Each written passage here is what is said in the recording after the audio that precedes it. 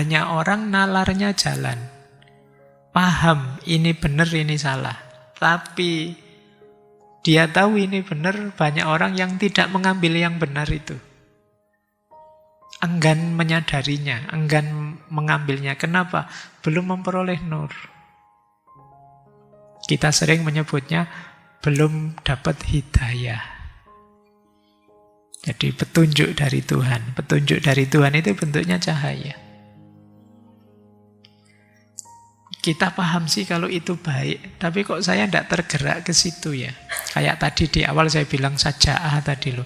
Tahu itu harus dijalankan, tapi kok saya tidak jalan. Kemungkinan belum dapat nur.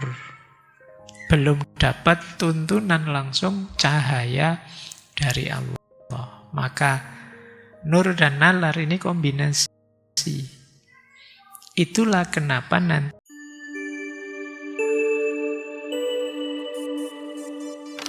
Assalamualaikum warahmatullahi wabarakatuh.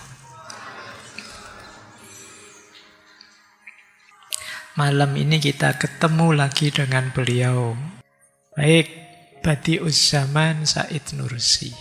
Malam hari ini kita masuk ke tema baru, tema Neosufisme. Yang kita kasih tema, kita kasih judul antara nur dan nalar. Ada kalimat menarik, kalau teman-teman baca Risalah An-Nur itu ya. Risalah An-Nur itu terdiri atas 4 bagian. Yang pertama kalimat, yang kedua maktubat, yang ketiga lamaat, yang keempat syu'aat. Kenapa sih judulnya Risalah Nur? Itu beliau panjang menguraikannya. Adapun alasan pemberian nama Rosail An-Nur yang terhimpun dalam 4 kitab, Al-Kalimat isinya 33 risalah, Al-Maktubat 33 risalah juga, Al-Lamaat 31 risalah, dan As-Syu'aat 30 risalah. Mengapa istilahnya Risalah Nur? Kata beliau menunjukkan bahwa kata nur selalu ada dalam hidup saya. Bisa juga dengan alasan lain, karena desaku namanya Nurs. Makanya beliau Said Nursi. Ibuku namanya Nuriyeh. Ada nurnya. Guru Torekot, guru Naksabandiyahku Sayyid Nur Muhammad. Salah satu guru Qadiriyahku namanya Syekh Nuruddin. Guruku dalam baca Al-Quran namanya Nuri. Sebagian besar murid-muridku memakai kata nur dalam nama mereka. Nah, saya tidak tahu yang ikut ngaji malam hari ini yang namanya ada nurnya berapa. Nanti kapan-kapan dihitung ya. Kita biar jadi jamaah nur, jamaah cahaya. Nah, sedangkan uraian yang terdapat dalam buku-bukuku juga banyak membahas tentang cahaya yang telah menolongku untuk berhubungan dengan kebenaran bertuhan. Istilahnya juga nur. Bahkan orang yang menyadarkanku tentang pentingnya Al-Quran dan paling berjasa dalam hidupku bernama Syekh Utsman Dzunurain. Ada nurnya juga, semoga Allah meridhoinya. Ini alasannya kenapa disebut Risalah An-Nur. Ini bisa dicari di As-Syu'aat jilid 4. Baik, kita buka kitab itu ya. Malam hari ini kita banyak belajar dari Al-Maktubat.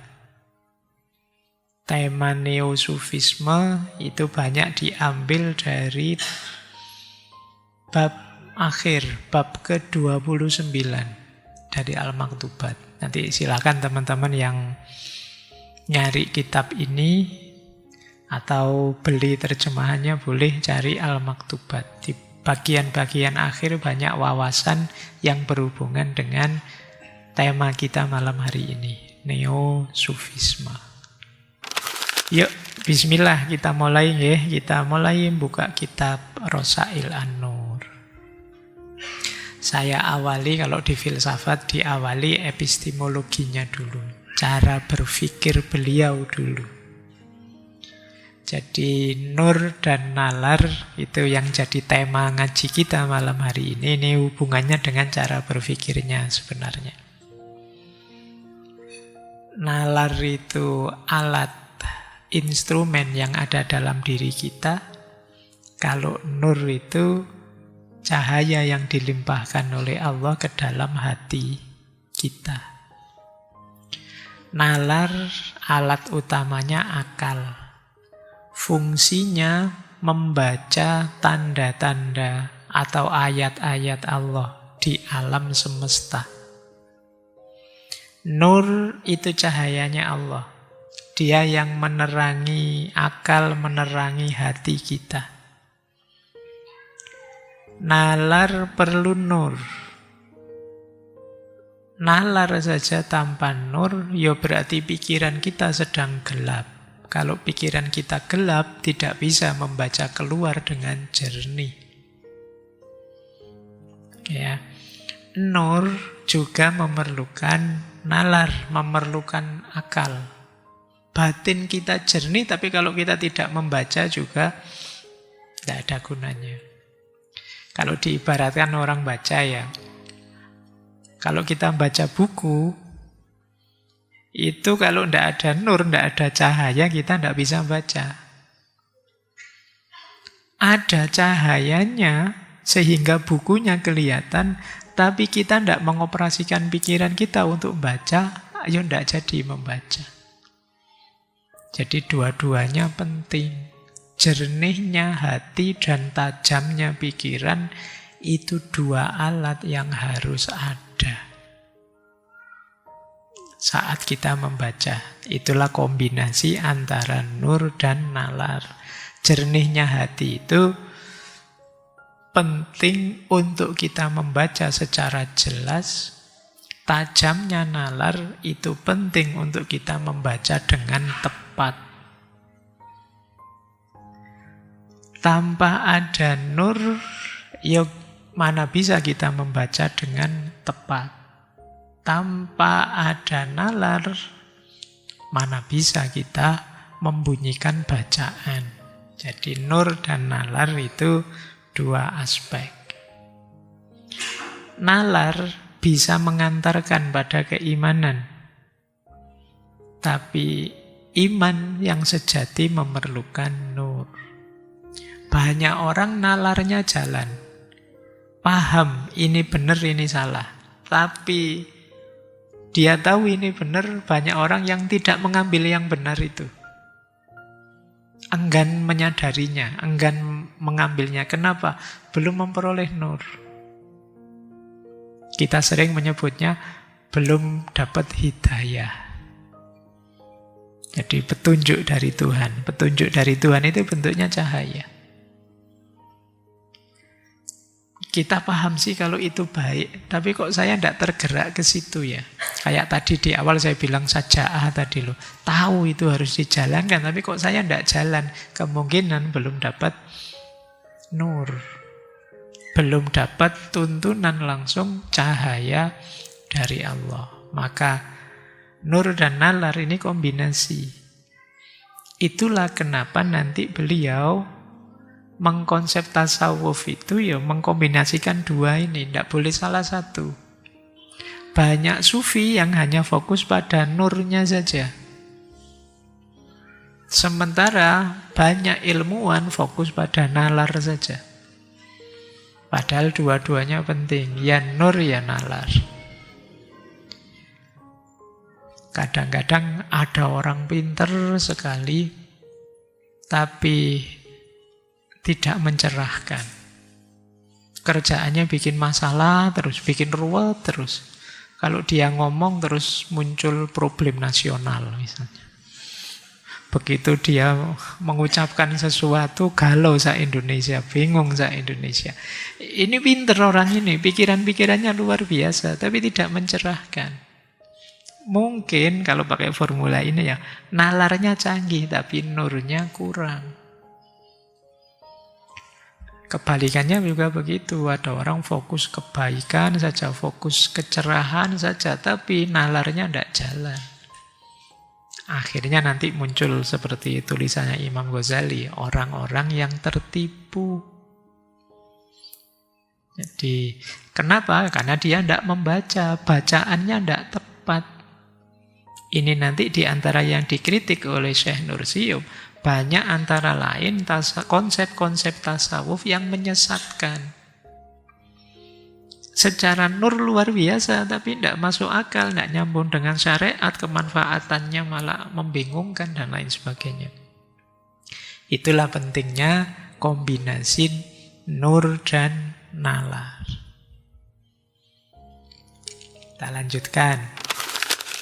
Apa bahayanya kalau nalar tanpa nur? Pikiran saja tanpa cahaya. Secara umum efeknya dua, skeptisisme dan materialisme. Jadi menurut Syekh Nursi, kalau akal berjalan tanpa nur, dia bisa yang pertama terjatuh pada skeptisisme total, syak total, biasanya terus jadi agnostik. Jadi, kita bingung sendiri, bulat sendiri. Ragu-ragu yang tidak ada akhirnya. Ini karena mengandalkan nalar saja, padahal nalar kita itu terbatas. Meskipun sudah dibatasi oleh René Descartes dulu ya, paling tidak ada satu hal yang tidak meragukan, yaitu saya yang sedang bingung. Kan begitu. Segalanya saya ragukan. Tapi segala sesuatu memang meragukan, tapi setidaknya ada satu yang pasti, kan saya yang sedang ragu-ragu. Saya yang sedang ragu-ragu ini loh yang pasti. Nah, ragu-ragu itu kan sedang berpikir, berarti kan mana benar, mana salah. Dari situ terus kan dia bilang, berarti aku ini memang ada. Buktinya apa? Ada yang berpikir. Jadi apa benar kamu berpikir? Lo tadi kan meragu-ragukan sesuatu. Jadi berarti adaku itu pasti sudah tidak bisa diragukan lagi. Buktinya, ada buktinya yang berpikir tadi. Nah, cuma seperti Imam Ghazali fase awal itu, isinya apa saja diskeptiskan. Ya memang bertanya, meragukan itu awalnya pengetahuan. Tapi kalau skeptis ekstrim, segalanya dipertanyakan, jatuhnya seperti yang menggelisahkan kalian hari ini. Sering overthinking, bingung karepe dhewe. Mikir-mikir sendiri, bingung-bingung sendiri, stres-stres sendiri, semua orang diamuk. Kan banyak yang begitu. Tidak ada yang mancing ke sana, dia mikir-mikir dhewe, terus bingung-bingung dhewe. Kok begini ya, rasanya salah terus. Dia stres karepe dhewe. Nah itu ketika terlalu mengandalkan nalar, lupa dengan nur. Itu efek pertama. Efek kedua, terjebak dengan penjelasan yang materialistik tentang segala sesuatu termasuk alam. Kenapa begitu? Yo, akal kita, nalar kita itu kuasanya memang untuk hal-hal yang bisa terjangkau saja. Untuk hal-hal yang gaib, yang di luar jangkauan, bisanya kan kita hanya percaya, beriman. Nalar kita terbatas. Yang ketiga, kadang-kadang sampai ekstrim. Nanti di beberapa uraian Risalah An-Nur itu banyak yang berhenti di materi, berhenti di sains. Menganggap Allah, agama itu tidak masuk akal semua. Yang benar itu ya sains, yang ilmiah-ilmiah. Terus segalanya disainkan. Nah itu yang dulu kita pernah membahas ahli filsafat ilmu Paul Feyerabend itu kan, di antara kelemahannya manusia modern itu mempertuhankan sains. Percaya 100% dengan mekanisme saintifik. Bukan berarti sains itu salah, tapi apa iya segalanya harus ilmiah. Ilmiah itu kan mengelola sesuatu dengan perangkat-perangkat metode ilmiah. Apa harus semuanya begitu? Kalau harus semuanya begitu, ya nanti memang hal-hal yang di luar akses panca indera tidak bisa kita temukan. Makanya di aliran filsafat ilmu barat dulu pernah kita bahas juga kelihatannya, yang bilang bahwa metafisika itu meaningless. Meaningless itu tidak ada gunanya, isinya hanya spekulasi-spekulasi saja, tidak bisa dibuktikan secara ilmiah. Nah, ini kalau menurut Syekh Said Nursi, ketika nalar berjalan tanpa nur, kita bisa terjebak ke sana. Sebaliknya juga begitu. Kalau nur berjalan tanpa nalar, bahayanya apa? Dogmatisme, karena akalnya tidak dioperasikan. Bisa saja terus ditipu orang, bisa saja sesat. Itu masih mending, kadang-kadang menyesatkan orang. Kalau sesat sendirian tidak masalah urusanmu ya. Sing susah itu menyesatkan orang. Kalau sekarang kan gampang menyesatkan orang, itu kan tinggal kamu posting saja kan nanti rame-rame sendiri orang-orang. Ya kalau kamu bingung sendiri tidak masalah. Sekarang bingung ngajak temen se-Indonesia lagi misalnya. Nah ini kalau bahasanya Syekh Nursi ya, nur yang tanpa nalar itu kadang-kadang ke sana. Ini beliau contohkan dalam praktek tasawuf. Misalnya muncul orang yang ngomongnya ngaco, satohat, kalau dalam tasawuf ya. Klaim-klaim spiritual yang tidak masuk akal. Tidak masuk akal pun kita terima dengan alasan, wow itu memang begitu kuasanya Allah. Nah, ini nalarnya tidak jalan. Kadang-kadang rentan manipulatif, kita ditipu orang, kita disesatkan orang, karena kita tidak menjalankan akal. Terus taklid yang buta. Sebenarnya dalam hidup kita itu ya banyak hal yang kita percaya saja sih taklid. Kalau kita sakit ya kita percaya ke dokter. Kalau kita urusan komputer, kita tidak ngerti komputer, ya kita percaya tukang servis komputer. Itu kan kita taklid saja, wong tidak ngerti. Tapi ada orang yang taklidnya buta. Taklid buta itu tidak tahu apa dan siapa yang aku takliti. Kalau saya tidak ngerti fikih, kemudian ikut patuh pada ulama fikih, ini masuk akal. Tapi kadang-kadang orang yang nalarnya tidak dipakai, itu urusan fikih nanti taklidnya sama sopo gitu, dokter apa sama pedagang, bisnismen atau sama apa gitu. Ini taklid buta namanya. Dan tidak tahu yang ditakliti itu apa. Nah, ini terjadi ketika nalar tidak dipakai. Orang baik yang tidak mau mikir, ya efeknya dimanipulasi, banyak ditipu. Termasuk kalau dalam tasawuf kadang-kadang dengan khurafat-khurafat, pengalaman-pengalaman mistik yang sesat dan lain sebagainya. Kan banyak itu cerita-cerita orang merasa dapat wahyu dari Allah, dapat ilham, terus mendirikan kelompok ini, kelompok itu. Merasa dirinya jadi nabi, bahkan ada yang merasa dirinya jadi malaikat Jibril, bahkan ada yang kan ngeri kalau kayak gitu. Maka nur harus dapat imbangan nalar. Nalar tidak boleh liar, dia juga harus terkendali oleh nur. Maka yang ideal menurut Syekh Nursi, pastikan 3 daya ini hidup dalam diri kita. Yang pertama akal, yang kedua ilmu, dan yang ketiga hati. Hati itu untuk menampung nur tadi dari Tuhan ya.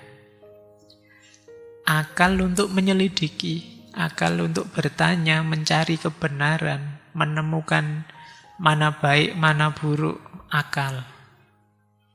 Yang kedua ilmu, ilmu untuk menguatkan, itu pentingnya kita belajar. Sehingga ngerti konsepnya, ngerti dasarnya, ngerti teorinya.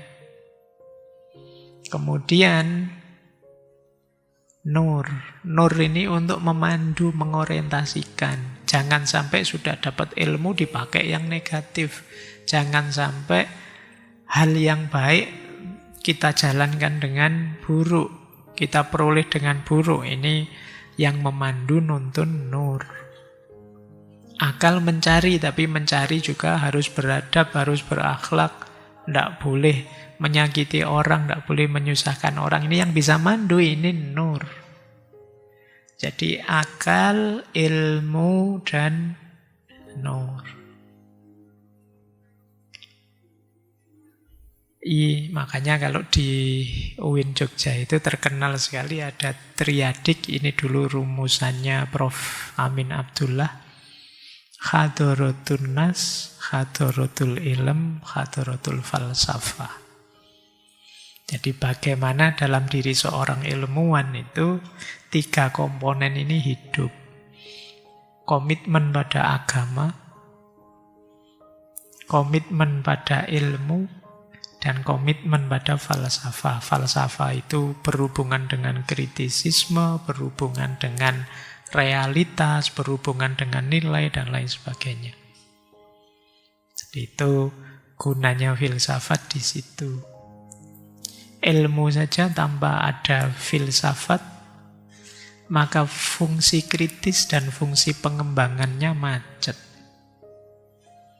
Kalau berhenti di ilmu, berhenti di teori. Sementara teori itu dirumuskan berdasarkan ruang dan waktu tertentu pada fenomena tertentu. Yang bisa saja ketika realitas berubah, perlu ada perubahan baru. Yang bisa mengkritisi siapa? Filsafat. Itu bedanya nanti sosiologi dan filsafat sosial misalnya. Kayak zaman dulu waktu saya sekolah itu ada pelajaran bedanya masyarakat desa dan masyarakat kota. Itu sosiologi zaman dulu. Kalau masyarakat desa itu cenderung rukun, gotong royong.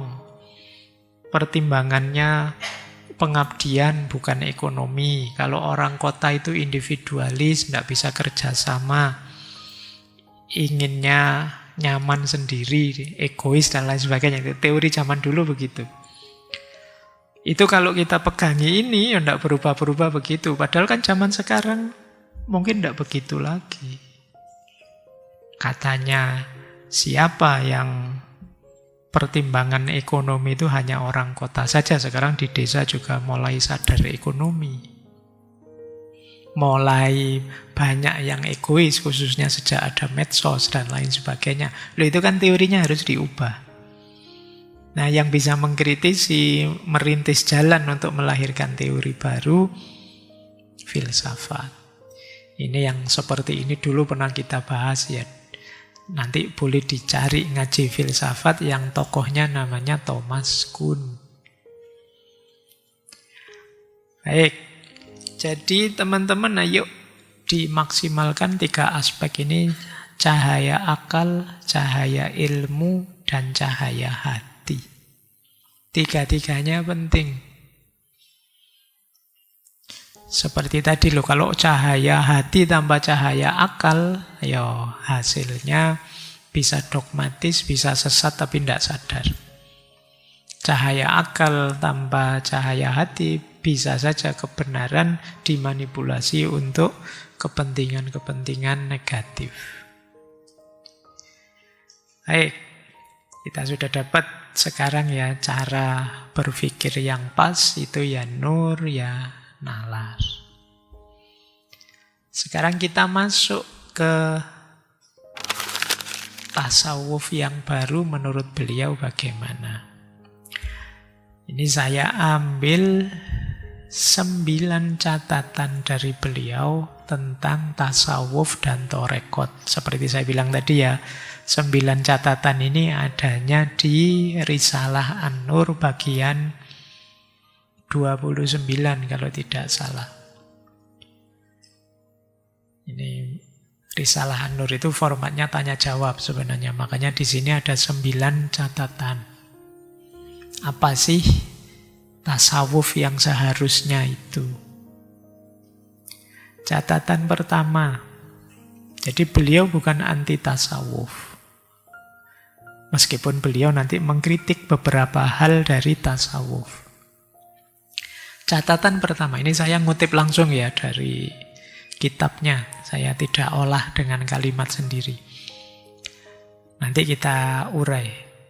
Tujuan dari tasawuf, torekot, kewalian, dan suluk adalah mengenali dan meraih hakikat keimanan dan Al-Quran melalui perjalanan ruhani dalam naungan Mi'raj Muhammad lewat langkah-langkah hati untuk sampai pada satu keadaan dan perasaan yang menyerupai syuhud atau penyaksian. Tasawuf dan torekot merupakan rahasia dan kesempurnaan manusia yang agung. Kita syarahi ya satu-satu. Yang awal, tujuan tasawuf, torekot, kewalian, suluk adalah mengenali dan meraih hakikat keimanan dan Al-Quran. Jadi tasawuf itu kan memang yang dikelola sisi batinnya keimanan. Tidak sekedar sholatnya, tapi juga masuk ke khusyuknya. Tidak sekedar lapar dan hausnya puasa, tapi juga pengendalian dirinya. Ini hakikat-hakikat keimanan. Itu gunanya tasawuf. Yang tentu saja itu disebutkan dalam Al-Quran. Tanpa olah batin, aktivitas beragama kita yang lahiriah saja, ya rasanya kayak apa? Kayak sholat itu kayak gerak badan saja. Kalau puasa itu kayak diet saja. Mungkin banyak ya di antara kita yang kadang-kadang, wah berat badanku kok tambah naik terus, ini harusnya saatnya puasa ini. Itu puasa yang nawaitunya untuk diet.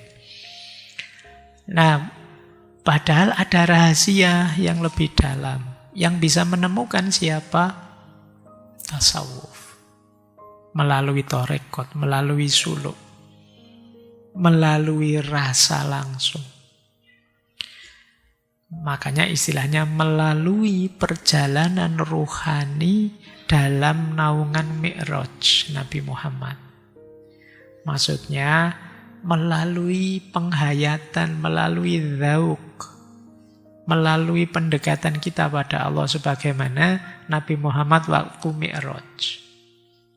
Jadi maksudnya mendekat kepada Allah. Lewat langkah-langkah hati untuk sampai pada satu keadaan dan perasaan. Ini makomat dan ahwal. Ada tangga-tangganya, ada keadaan dan perasaannya. Diawali dari tobat, dilanjutkan sabar, dilanjutkan tawakal, dilanjutkan. Jadi ada tangganya. Untuk kita bisa menikmati, merasakan perjalanan batinnya agama. Yang mengarah menyerupai syuhud. Syuhud itu berakhir pada penyaksian kita tentang bahwa Allah itu memang ada.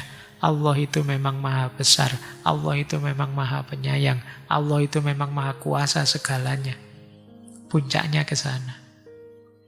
Kesaksian kita bahwa karena kita ngalami langsung, merasakan langsung, kesaksian bahwa inilah Allah. Hadirnya Allah dalam hidup kita. Itulah hakikatnya tasawuf. Dimensi batinnya agama, hakikatnya keimanan yang kita temukan melalui perjalanan rohani dengan makomat dan ahwalnya sendiri yang berakhir pada kesaksian tentang benarnya Allah. Ini catatan pertama. Semoga bisa ditangkap ya, karena masih 8 lagi. Catatannya 9. Oke, catatan kedua.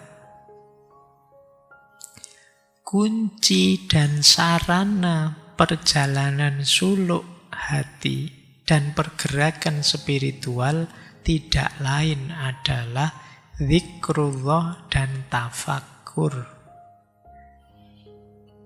Ini, jadi ternyata menurut beliau pokoknya tasawuf itu zikrullah dan tafakkur. Kebaikan dan keutamaan keduanya tidak terhingga. Terus beliau menjelaskan, kalau kita kesampingkan manfaat ukhrawi dari zikir dan tafakkur, serta buah dari keduanya dalam mengantarkan manusia menuju kesempurnaan, lalu kita memfokuskan perhatian pada salah satu manfaat dari sekian banyak manfaat keduanya yang bisa diraih manusia di kehidupan dunia ini, maka kita akan melihat bahwa semua manusia pasti mencari pelipur lara dan kesenangan yang dapat menghibur hati dan meringankan beban hidupnya walau sedikit. Sarana pelipur lara yang hakiki dan kesenangan yang paling tepat bagi mereka ialah dengan menyibukkan hati untuk terus berzikir dan bertafakkur. Ini beliau maksudnya begini. Pokoknya tasawuf itu zikrullah dan tafakkur. Zikrullah dan tafakkur ini luar biasa, keutamaannya banyak. Bahkan seandainya tanpa harus kita tengok bagaimana zikir dan tafakkur itu bermanfaat nanti di akhirat. Di dunia saat ini saja, manfaatnya zikir dan tafakkur itu luar biasa. Dia bisa jadi sumbernya ketenangan, dia bisa jadi obat pelipur lara. Jadi betapa luar biasanya zikir dan tafakkur ini. Ini beliau ingin menegaskan kalau zikir itu kan kalau dalam Al-Quran itu ala bi dzikrillahi tatmainnul qulub, hati bisa tenang. Seperti hari ini kan kita banyak mengalami macam-macam kegalauan. Saya tidak tahu apa teman-teman mempraktekkan itu ketika sedang gelisah, kita mencari ketenangan, apakah kita terus larinya ke zikir? Padahal Al-Quran jelas mengisyaratkan ala bidzikrillahi tatmainnul qulub. Teman-teman mungkin nyari hiburannya sudah tidak zaman lagi ya, mungkin sekarang nyari hiburannya biar tenang itu ya saya biasanya nyekrol TikTok Pak, YouTube Pak, mungkin sekarang begitu. Padahal kadang-kadang teman-teman buka medsos itu tambah sumpek hasilnya. Apalagi terus baca komentarnya orang-orang yang tidak karu-karuan itu, wah tambah stres. Al-Quran ngasih petunjuk zikir. Terus tafakkur. Tafakkur itu mendayagunakan nalar tadi untuk menemukan hakikat. Dengan tafakkurlah bisa ringan isi pikiran kita. Kalau kita ada masalah, iya ya wong yo saya ini manusia biasa. Tidak semua keinginanku bisa terpenuhi. Wong aku tidak punya kuasa atas hidupku, yang punya kuasa Allah. Lah kok ngapain aku segalau itu sekarang? Kenapa aku tuh sesetres itu ketika ada masalah? Nah, ini hasilnya tafakkur. Ya wajar saja hidup ini kadang naik, kadang turun. Kadang sukses, kadang gagal. Wong masih manusia. Nah, jadi wong ini bukan game. Kalau game sih gagal di restart terus. Jadi bisa diulang-ulang lagi, ini enggak, dan naik turun itu biasa kok. Ini buahnya tafakur. Zikir dan tafakur kita sukses, hidup kita akan jauh lebih tenang. Jadi maunya Syekh Nursi ini tidak harus jauh-jauh. Kalau banyak zikir nanti kita masuk surga, kita dekat dengan Allah. Seandainya manfaat ini tidak kita lihat dulu pun, dengan zikir dan tafakur kita bisa tenang, mendapatkan banyak pelipur lara. Inilah diantara manfaatnya tasawuf. Makanya orang yang menempuh jalan kesufian, suluk itu kalau memang sungguh-sungguh itu biasanya hidupnya lebih tenang, lebih stabil. Tidak gampang goncang dan goyah. Ini yang kedua. Jadi kuncinya tasawuf, zikrullah dan tafakur. Syekh Nursi juga punya pandangan, kita masuk ke jalur tasawuf itu tidak harus kemudian masuk ke torekot. Silahkan saja kalau merasa perlu bertorekot, kalau tidak ya monggo. Tapi nilai-nilai tasawuf termasuk tadi memperhatikan sisi batin beragama, itu sesuatu yang mau tidak mau harus kita jalankan. Lanjut. Catatan ketiga. Ini kunci-kuncinya tasawuf. Kewalian adalah bukti risalah kenabian. Sedangkan torekot adalah petunjuk tentang syariat. Hal itu karena hakikat keimanan yang disampaikan risalah kenabian dapat dilihat dan dibenarkan oleh kewalian dalam tingkat ainul yakin, yaitu dengan penyaksian hati dan perasaan spiritual. Pembenaran terhadapnya merupakan bukti kuat akan kebenaran risalahnya. Selanjutnya, torekot menjadi bukti atas kebenaran hukum-hukum yang dikandung oleh syariat, dan bahwa dia benar-benar bersumber dari Allah lewat limpahan darinya dan manfaat yang didapat melalui kasyaf dan dzauk. Ini harus dibaca berulang-ulang biar paham maksudnya ya. Yang pertama, kewalian itu bukti risalah kenabian. Jadi, kebenarannya risalah yang dibawa oleh Nabi itu bisa dibuktikan melalui jalur kewalian. Kalau kita yang awam itu kan membenarkan risalahnya Nabi itu pokoknya dibenarkan begitu saja. Kadang-kadang kita paham, tidak punya dasar, tidak punya argumen. Pokoknya saya percaya, kan titik begitu. Sementara orang-orang yang makomnya aulia, para walinya Allah, itu mereka tidak sekedar percaya, tapi mengalaminya langsung. Makanya ada istilah ainul yakin, merasakan langsung hadirnya Allah, merasakan langsung hidup senantiasa diawasi oleh Allah. Jadi mereka ini bukti betapa yang dibawa oleh Rasulullah itu benar memang. Ketika Rasulullah memerintahkan sholat misalnya, kita kan hanya sholat saja, mengikuti gerakan, syarat sah, rukunnya yang membatalkan apa, fokus kita ke situ.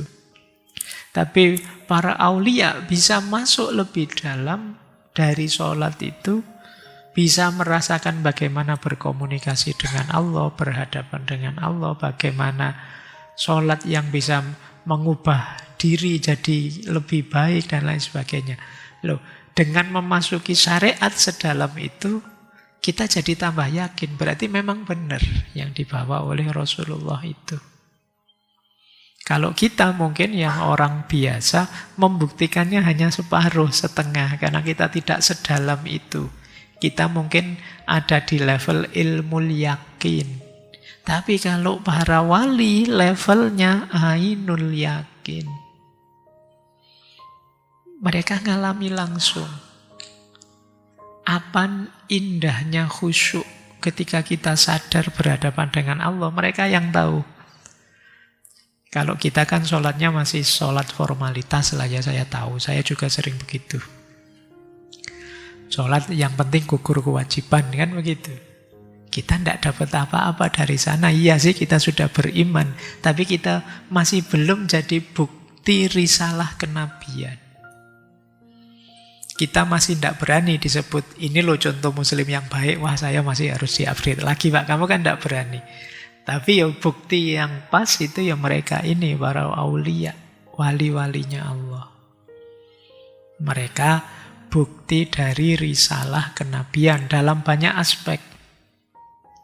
Seperti minggu lalu misalnya, para wali itu takholak bi ahlakillah. Akhlak mereka itu adalah karakter sebagaimana asmanya Allah, nama-namanya Allah. Mereka penyayang, mereka adil, mereka dan lain sebagainya. Ini akhlak, mengikuti akhlaknya Allah. Loh, ini kan dia jadi bukti, lagi-lagi risalah kenabian. Kalau ingin melihat bukti benarnya beragama, lihat mereka. Itu maksudnya Syekh Nursi. Kemudian torekot itu adalah petunjuk tentang syariat. Jadi torekot itu kan, ini sebenarnya maknanya antara syarik dan torik itu sama-sama nama jalan. Jadi syariat itu ketetapan, ajaran, tuntunan beragama yang dibawa oleh Rasulullah. Kalau torekot, cara kita menjalankan syariat. Itu namanya torikoh. Nah, makanya menurut beliau torekot itu petunjuk tentang syariat. Zikir yang benar begini loh, itu biasanya jangan diajarkan di torekot. Sholat yang benar begini loh. Wirid yang benar itu begini loh. Puasalah seperti ini. Tapi petunjuk-petunjuk praktis detail semacam ini kita ketemunya di torekot. Yang tidak hanya aktivitas lahir tapi masuk sampai ke batin. Makanya sejak kemarin itu selalu ditekankan tasawuf, torekot tidak boleh ninggal syariat. Syariat tidak boleh berhenti di syariat. Dia harus mendalam ke aspek torekot. Jadi syariat tambah torekot, ya kita ketemu formalitas dogmatisnya saja. Torekot tambah syariat, ya jatuhnya jadi kebatinan saja. Itu seperti kemarin ya kita analogikan. Syariat tambah torekot tambah hakikat itu seperti orang yang aktivitas fisiknya lengkap tapi tidak ada rasanya. Kalian yo neraktir, yo nganter kuliah, yo tiap hari weanan tapi tidak ada rasa cinta dalam hatimu. Syariat tambah hakikat, tidak ada isinya. Kalau hakikat tambah syariat, ada rasa cinta, bahkan sudah nembak, sudah menyatakan cinta itu. Tapi disuruh apel tidak mau, disuruh jemput tidak mau. Kalau makan bayar sendiri-sendiri. Nah, itu kayak hakikat tanpa syariat itu. Orang jadi ragu-ragu, beneran tidak sih kamu itu jatuh cinta? Sama kayak orang, saya sudah tidak perlu sholat lagi, yang penting hati saya itu nyambung terus sama Allah. Allah adalah segalanya. Allah segalanya, disuruh sholat sebentar aja tidak mau. Suruh puasa yang begitu saja masih nawar. Gimana bisa ngaku bahwa aku sudah sangat dekat dengan Allah. Itu nanti antara lain yang dikritik oleh Syed Nursi. Baik, ini catatan ketiga tentang posisinya para wali, kewalian, dan posisinya torekot.